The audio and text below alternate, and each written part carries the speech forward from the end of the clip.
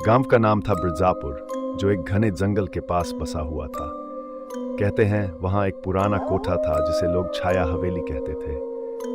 कोई नहीं जानता था कि वहां पहले कौन रहता था, लेकिन गांव वालों का कहना था कि वहां रात को किसी औरत की सिसकियां सुनाई देती थीं।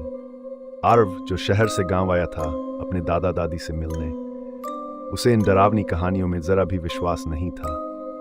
एक दिन उसने तय किया कि वो छाया हवेली जाकर देखेगा कि आखिर वहां है क्या। रात के करीब 11 बजे वो टॉर्च और कैमरा लेकर हवेली में घुसा। हवेली में घुसते ही उसे एक अजीब सी ठंडक महसूस हुई, जैसे किसी ने उसके सीने पर बर्फ रख दी हो। दीवारों पर जाले थे और एक अजीब सी फफूंदी की बदबू हवा में तैर रही थी। जैसे ही वो अंदर की तरफ बढ़ा, उसे किसी के हंसने की आवाज आई, एक औरत की धीमी करारी हंसी। कौन है वहां? आरव ने चिल्लाकर पूछा। कोई जवाब नहीं आया।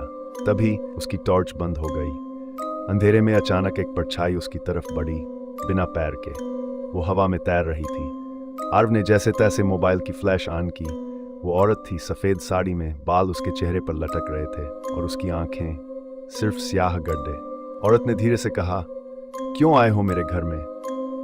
आरव डर के मारे भागने लगा, लेकिन दरवाजा अपने आप बंद हो गया।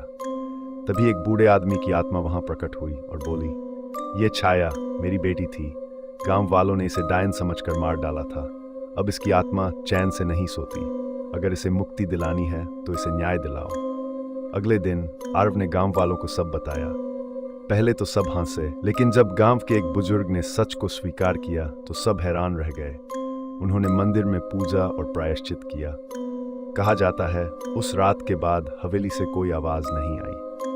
कुछ लोग आज भी कहते हैं कि अगर आप अकेले उस हवेली में जाएं तो कोई आपके पीछे से किसी के सांस लेने की आवाज जरूर सुनाई देगी।